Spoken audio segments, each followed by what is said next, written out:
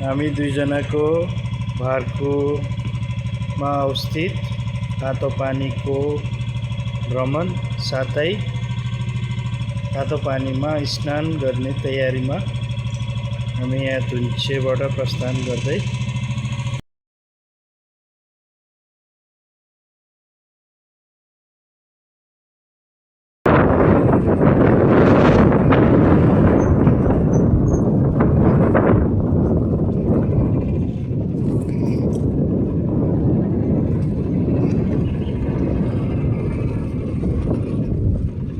अब हामी यो गोरेटो बाटो हुँदै तल हाइवे निस्किन्छौँ भारकोमा अवस्थित तातो पानीमा नुहाउनलाई।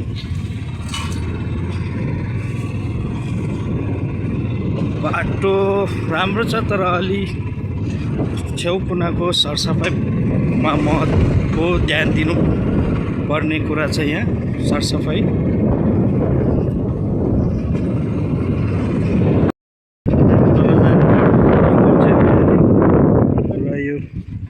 बिचमा छ यहाँबाट जाने हो।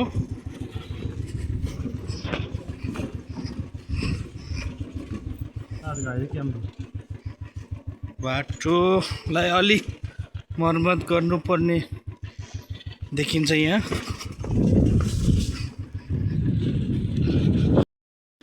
र देख्नु सक्नुहुनेछ बाटो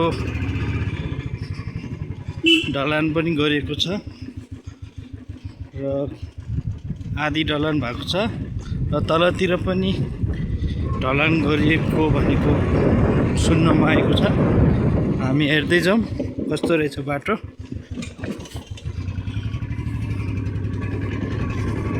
बाटो राम्रो छ तर ग्राभल गर्नुपर्ने चाहिँ देखिन्छ यहाँ। सहज रूपमा आवत जावतको लागि बाटो अलिकति ग्राभल गरिदिनु भयो भने धेरै सहज हुन्छ।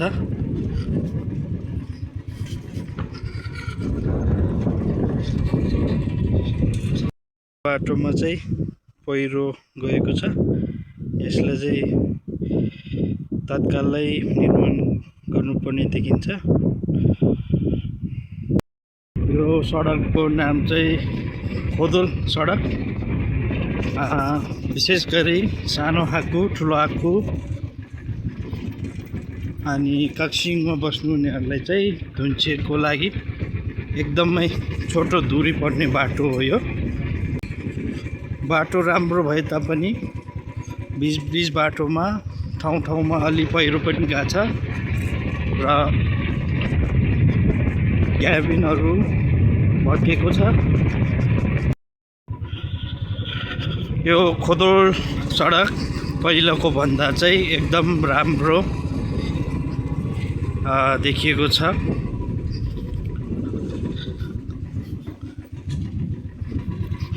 यो सडक थोरै मानिस हिँड्ने सडक मात्र होइन, दैनिकी रूपमा व्यापारको होस् या घरेलुको काम होस्, दिनमा धेरै मानिसहरू आवत जावत गरिन्छ यहाँबाट। र यो बाटोले अझै पूर्ण रूपमा सञ्चालनमा ल्याउनको लागि ठाउँमा अलि निर्माण र सुधार्ने कार्यहरू पनि देखिन्छ। बाटो चाहिँ पहिलाको भन्दा एकदम राम्रो छ।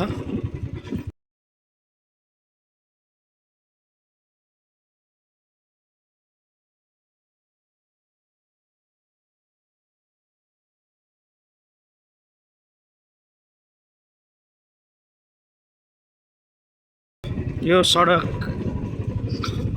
चाहिँ विशेष गरी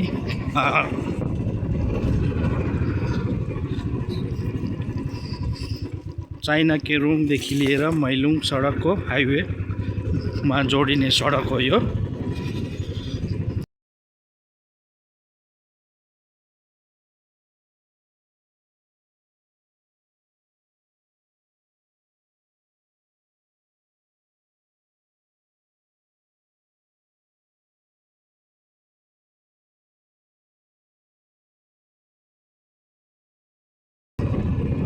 भविष्यमा यो सडकको पनि एकदम महत्त्व हुनेछ र अहिलेदेखि नै यसलाई जोड दिनुपर्नेमा मेरो व्यक्तिबाट सबैलाई यो भिडियो मार्फत अनुरोध गर्दछु।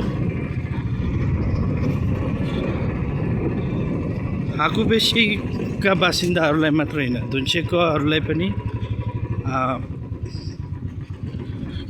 हाइवेबाट काठमाडौँ जानको लागि पनि एकदम छोटो दूरी पनि पर्ने हुन्छ यो।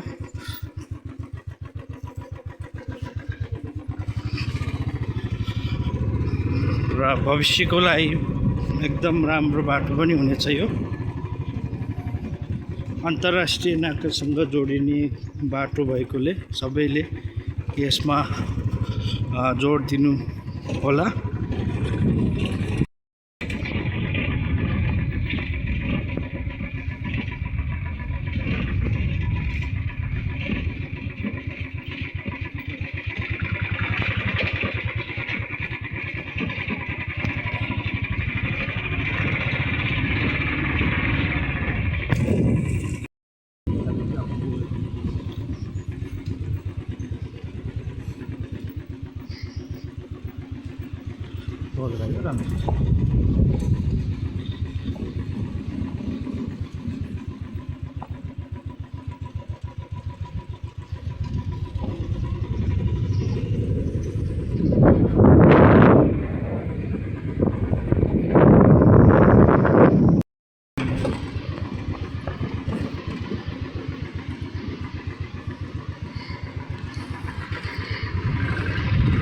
यताबाट चाहिँ हामी तातो पानी र यताबाट चाहिँ मैलुङ हुँदै पेद्रावती जाने हाइवे।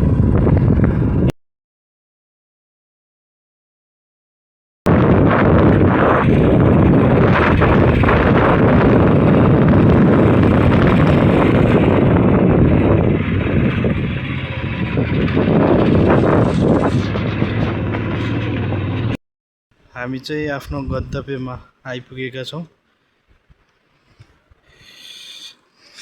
भार्कोमा अवस्थित तातो पानी मेरो पनि पहिलो पटक हो यो तातो पानीमा।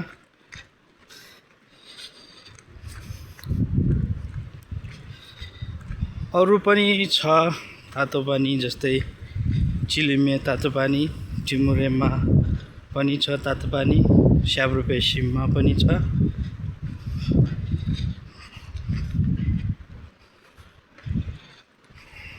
बाटो चाहिँ अलि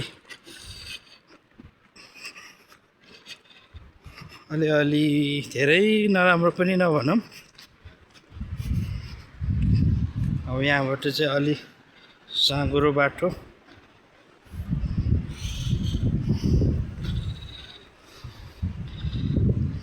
अब यो बाटोलाई पनि पछि हिँडडुलको लागि सहज हुनको लागि पनि निर्माण कार्यहरू पनि एकदम देखिन्छ यो बाटोलाई।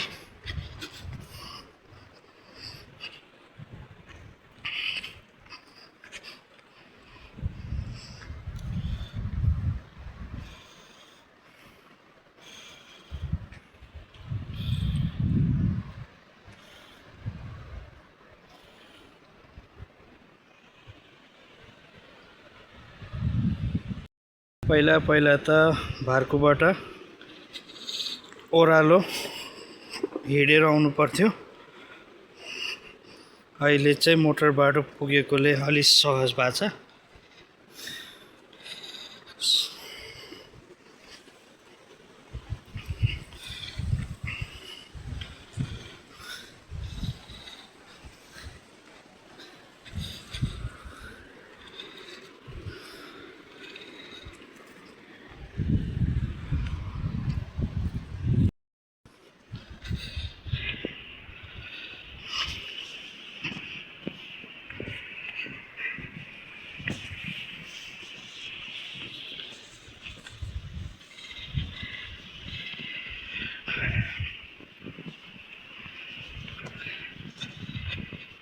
गोरेटो बाटोको आवश्यक देखिन्छ यहाँ चाहिँ। सबै वर्गको मानिसहरूलाई आवाजवतको लागि चाहिँ गोरेटो बाटोको भइदियो भने एकदम राम्रो पनि हुन्छ।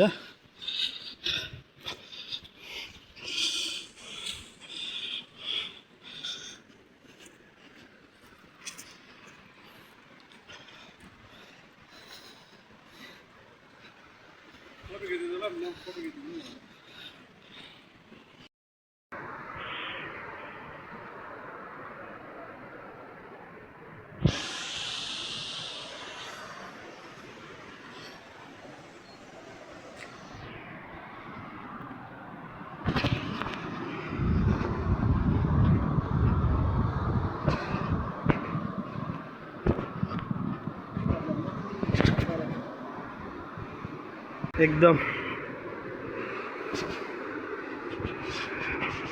ठुलो औषधि पनि हो यो तातो पानी।